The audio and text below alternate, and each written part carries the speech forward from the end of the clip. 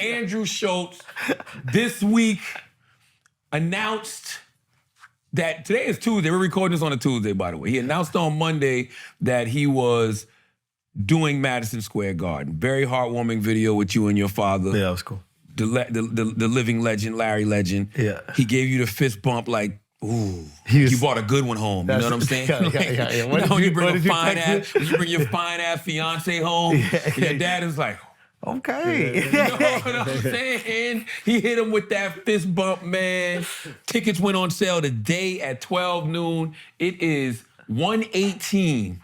No, tickets went on sale at noon, right? They went on sale 10. at 9 in the morning. 9 in the morning. By what time were you called? A little before 11. A little before 11 a.m. Yeah. Schulz was called, and they said the Garden is sold the fuck out. Yeah. Madison Square fucking Garden is sold the fuck out. Okay? Not the goddamn theater. All right? Okay. No disrespect to everybody who's done the theater. The theater is big too. But not the theater at the Garden. The Garden. The whole Garden. Yeah. Jay-Z said, you got to pardon Jay for selling out the Garden in a day. The Heavy sold it out in 90 minutes. The Heavy sold it out in 90 minutes. Charlamagne. We're not making this up. We're not making this up. Are we making this up? Charlamagne. This is not one of those times where I'm lying and you should believe me. Charlamagne. The greatest compliment Charlie gave me, he goes, do you realize that you are going to be on the floor of a sold-out Madison Square Garden, and you're not even coaching 12 black dudes? You're not even coaching 12 Negroes, man. This is you going one on what? The accomplishment of a white man. Listen, I don't know how you feel. That is funny. But most white guys, in order to be here. Yes. Think about it. Pat Riley. Yo. You know what I'm saying? Pat Riley couldn't sell out the freaking Garden without 12 7-foot Negroes. Okay? We're going to cheers. I got to pour it, Taylor. Yeah, but I know. Where's your glass? You don't got no glass, Alex? I took a sip. My bad. Come on, man. This is big, man. This is big. Nah, this is crazy, man. Big. This is crazy. Taylor, you drinking? Oh, there you go. shit. Cheers, man. Cheers. Cheers, man. Cheers. Pour Chris some for his limes. Chris, you can't drink? I have a little something. Cheers. Yeah. Cheers, man. Let me cheers big. Chris one.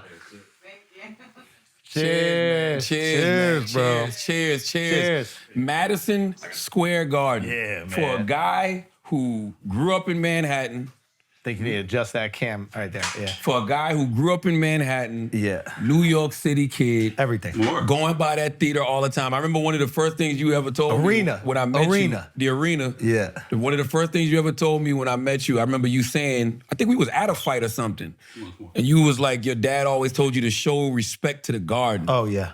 Put on a collared shirt. Always, yeah. I had to wear a collared shirt every time I went to the Garden. And now you sold out that venue that means so much. Damn right. How do you feel? I mean, I feel unbelievable.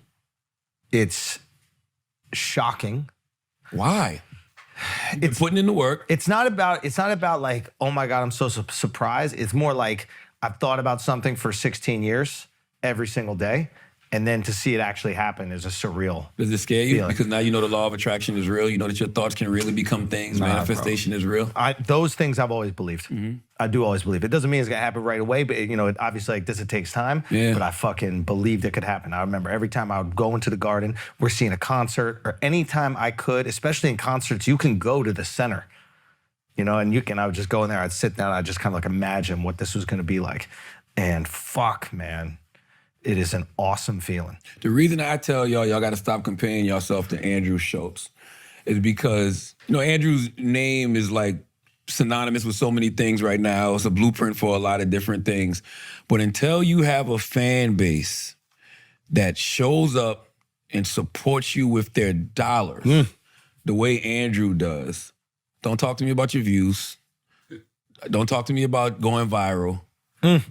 If you don't have a true fan base that shows up to support you with their dollars, and to me, you don't really have the value that you think you have. Value over viral. You have a fan base. I gotta thank you for that, man. You shared your fan base with me. That's what got us started. Nah, bro. I don't like when people say that only because we started Brilliant Idiots together. But you brought so much more to Brilliant Idiots at that time. And you still bring so much more. But that's not true. But I'm just saying, like, I got the opportunity to be in front of people that liked comedy. They appreciated your version of comedy, which I think is, kind of similar to mine. So it gave me the opportunity to do that. And there are other people along the way that also were instrumental, but you were the first person that I think introduced me to a fan base.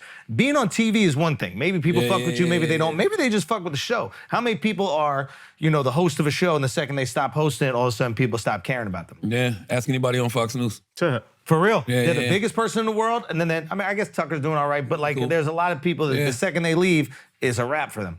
So that was huge for me, man. I think it's interesting with the podcast game because podcasts might even give you more of a cult-like following than even radio, because sometimes you can get in your car and, you might just be forced to listen to radio. You got to go out of your way to listen to a podcast. So, you can't.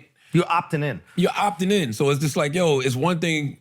Well, we could do Brilliant Idiots, and it's one thing to be successful for a couple of episodes. We've been doing this for 10 years. Yeah. You know what I'm saying? Like that's when I knew the Breakfast Club was something. It's when I saw that it was the YouTube numbers. And I was like, oh, people are opting into this. Yeah. They're not flipping through channels because they're in traffic. That's right. They're opting in. And you're meeting people where they are. Exactly. And the same thing with stand-up, even just putting your stuff online. Especially when we started early, when it was just YouTube. Mm-hmm. It was like, you're opting into this clip. You're opting in. Nobody was doing that before Andrew Schulz. If they were, I didn't see it. I know Louis C.K., put out specials. He definitely sold his thing first, but I'm talking about giving away clips. You got to think, we come from the era where you didn't give your stand-up away. Yeah. That was your bread and butter. You know what I'm saying? Like, that's why people didn't want to do specials, because they felt like, oh, if I give this hour away, then I can't go on the road and tour it. Yeah. You know what kind of nuts it takes for you to put out clips? To say, yo, I'm going to start giving away clips of my stand-up specials? Yeah, that's the thing that, sometimes people say that, yo, you started, clips, you started people doing YouTube special and that kind of stuff. And, what I would say the fundamental change that happened from that was the relationship with material. And maybe that was my change of the game. It's like, instead of material being a thing you hoarded and then you put out for a special and hope that people saw, and then maybe you were able to go on the road because of it, it became your tool to get people to come out and see you. So now you don't have to hope that you get an HBO special and hope people watch it and hope that you could tour. I literally see myself and other comics putting out the thing that we care the most about, getting the positive reinforcement and building fan bases from it. Did podcasts make you feel like that because you were putting out such high-level content every week? Hell yeah. Also, just podcasts get you to cement who you are. It's hard to lie for 2 hours. Yeah. You know what I mean? So Not just really. kind of... It's actually fun. It's actually kind of fun to lie for 2 hours. Who been lying for 2 hours? We've been telling the truth for all day. It's like, yo, can I go live for a couple hours for entertainment? This guy. You don't think so? This guy, you don't think so? This guy. I like lying for a couple hours for entertainment, man. Yeah, it's good. It's been fun, man. It's been 10 years, man. It's been fun as shit. But I'll tell you something, man.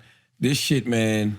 Watching you, and when I told you, when you text me, text me Sunday, I said, we got to sell this shit out in 24 hours. Yeah, it was great. What the fuck we got to do? That's also the coolest thing is there's moments where you're going to do something you're really excited about, and when you tell your friends about it and they're like, all right, how are we solving this? You goddamn right. But you feel it's overwhelming, bro. It's overwhelming. Because I think it's so easy, especially in this game, to be there are people who they have envy or jealousy. I'm very fortunate, the people that I've built with are the people that want to see other people win. Now, you say that a lot, but I know it through execution, and it's Rogan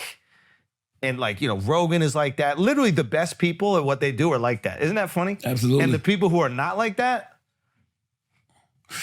there's this thing in they reap what they sow. You reap what you sow. There's this thing in Stoicism where it talks about, which I don't know if I necessarily agree with, maybe, but they said every time you hear something about somebody, there's a technical term for it, but there's a little bit of envy comes into play. But then they say you have to turn that envy immediately to joy. Yep. Meaning you put yourself in that person's shoes. Yep. And you're genuinely happy for that person and what that person accomplished. And they said you should constantly practice that because of what you just said. Yep. You will reap what you sow. Yep.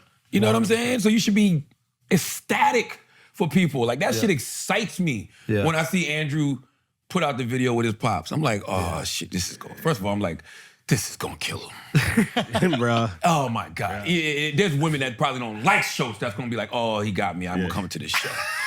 You know what I'm saying? There's something, because you don't see guys don't give it up for their dads like that. You know what I'm saying? Mommy gets a lot of the credit. Like to see what happens when a man pours into another man, which is his son, and just gives him that confidence and like, it's like, yo, that's where Schultz gets his ability to feel like he can accomplish anything. 100%. You know what I'm saying? 100%. Like that shit is different. Like, don't blame me if I'm like overly confident. That's not my fault. What do you want your child to be? That's my dad, bro. My dad did that. You know what I mean? And my mom too. Like, shout out my mom as well. But like, yeah, like I had a very, my mom, I just found this out recently. My mom told me, she's like, after you were born, I went back to work and your dad took off. Wow. Because he had a job. He was like producing news at NBC. Wow. So he took off and he just was with me the first 6 months of my life. And I wonder if part of that is, you know, like a bonding that we kind of made right there. He was a phenomenal dad through and through, like never took a day off in 40 years of my life. Never took a day off. But I wonder if there's something happens there in those like first few months. Where That's how I was with my oldest daughter. Really? Yeah, because she was born in June of 2008. I got fired November 2nd of 2008. My wife was going to work. I was too proud to go collect unemployment, so I was at home with my daughter for like 7 months. I didn't get another gig until like May of the next year. Wow. So like 7-8 months. So when you see the confidence that my daughter has, and she's a Cancer like me, and like she's very not slick at the mouth, but quick-witted and like, you know, and she's super well-read. So it's just like, this is me. I mean, it's the best version of me and my wife, but this is me. But yeah, it's a even though, you know, she's 15 and don't want nothing to do with me right now, it's still that bond. And what would you do at 15? What was I doing at 15? I'm saying you would be the exact same way. I was shook of my pops. That's why when I see you, when I see you just ain't tasing people. Exactly. That's the only difference between you and your dad is that you're not scary. My dad gave me a false sense of confidence. Ooh. You know what I'm saying? Like when I look at you, and it's funny because both our dads are named Larry, but when I look at what your dad poured into you, my dad gave me a false sense of confidence, but that's only because he was still figuring things out for himself. Because you got to think he was still dealing with substance abuse issues and trying to get his life together, dealing with his own mental health issues. So he was trying to figure things out. Yeah. You know what I mean? Yeah. What do you mean a false sense of confidence? Because he had an idea of what he thought a man should be. You know what I'm saying? I don't know if your dad, I could be wrong, but it don't seem like your dad told you this is what manhood is. He never told me a thing. He didn't tell me just showed you. thing. I just observed it. Yeah. And he just, there's a couple that he told me the importance of apologizing. That was one. And I remember that distinctly. Like he's like, it's important to apologize when you do something wrong. It takes a man to apologize when you do something wrong. And I think that's been really helpful in my life. Like, it's okay. You're going to fuck up and you got to fucking apologize. I say, I'm sorry. You ain't sorry, motherfucker. Your dad would You say ain't that? sorry. You know what I'm saying? You apologize. Ain't shit sorry about you. I kind of agree with your dad. I get what he's saying. Yeah, I do. Because you do seem like someone who ain't sorry, but we're saying. He meant like you're not a sorry motherfucker, like how a team is sorry. You know what I'm saying? Like you're a sorry ass player. Yeah. That's what he meant it by. He meant it like, yo, you're not sorry. You know what I'm saying? Say you apologize. Yeah. Okay. Yeah. Right. Yeah, we're nitpicking now. Yeah, exactly. It's like, come on. But I don't know. He was always there. He'd come to every single game. It's so funny, even as an adult, like Jamil, you know Jamil. Jamil hit me, he said something, he goes, did you ever see another parent at one of our basketball games? And I thought back and I was like, oh shit. You play with all black guys? He's the only white guy on the team? What happened there? What happened? What happened? Jamil's black, by the way. I mean, y'all didn't know. I mean, yeah, Jewish Jamil. Yeah. No, and it was just like, he was just always there. And I think a confidence comes from that. Like your parents just always wanted to be involved. having your back. Having your back and just being like, present and oh, you have a thing? I want to be there. Even to this day, he'll ask every single time I'm going on set. You know his memory is not there, but like every single time he's like, you going up tonight? And I'm like, yeah. He's like, can we come? Like as a knee-jerk reaction. Wow. And I think that kind of sticks with you and makes you feel like the things you do are important. How many times has he seen you on stage? Oh, plenty, tons. Yeah, I mean, yeah. I mean, that is, Radio City was obviously big, and then, you know, and then Madison Square Garden will be big, you know. That's the one. You was fighting back tears in that video, bro. Bro, that shit was hard, bro. That shit was hard. Because he's right there, man. Yeah. And he doesn't know exactly what's going on. Like, you know, my dad is what's called MCI, so his short-term memory really isn't there. So I couldn't tell him why I brought him there. But at the same time, he's just in the garden. He's like, why are we here? And then he'll keep asking me. He'll never forget the garden, though. Never forget the Never garden. forget the garden. Never forget the garden. He'll never forget the garden. He looked very present in that video to me. He saw Ali Frazier in the garden. Shit. Like, he just seen so many things there. And like, I mean, the way he would talk about it, especially when you're from New York, like, I know the Knicks haven't been great while we're alive, but the garden was still representative of greatness. Yeah, you know what I mean? yeah, Like, yeah, this yeah. is just where you saw greatness. And, oh man, I can't even, still You like, gotta hard bring to back believe. that feeling. That's the 100%. fucking show that shit gotta feel like the Knicks in the 90s. Real talk. You know Real what talk. I'm saying? Yeah. Like that shit gotta feel like that. Like it Yeah. gotta feel like that come May fucking 4th. Yeah, dude. You know what I mean? Oh, hell Cinco de yeah. Mayo weekend. That's right. What if it's mad Mexicans that just decided to come out for the show? To clean up after? Or what? We getting started, baby. You gotta get ready. Get primed for fucking Cinco de Mayo weekend. Cinco de Hezi weekend. Cinco de Hezi. May the 4th be with you. You gotta come out there dressed like fucking Mayweather was when he fought Yo. Oscar De La Yo, son. Mayweather's the GOAT, bro. But yo, we added a second show, man. On Cinco de Mayo. No, we added the third. Oh. We had to, out of respect for our Mexican brothers and sisters, we added. We yeah. know that y'all going for it heavy on the 5th. So man. I'm May so 3rd, we fucking added proud for of it. you, man. That shit is gonna Thank be you, bro. like, God damn. Cause I've been waiting for this. Yeah. Cause you know, when you're trying to explain things to people and you like, y'all don't realize how big Schultz is, you know, cause they, you know, people pay attention to our overseas. I'm a Latin pop star in America. Exactly. I keep explaining that. And I've been telling folks, I said, when he comes to America and he starts selling out arenas, that's when the fuck y'all gonna really pay attention. Yeah. And look, the Garden, 90 minutes, sold out. Yeah. Already added another motherfucking show. Yeah. Come the fuck on, man. Yeah. Come the fuck on, man. Yeah. Thank you, Come on, man. Hezi, man. Thank you, man. Thank you, man. That's been awesome.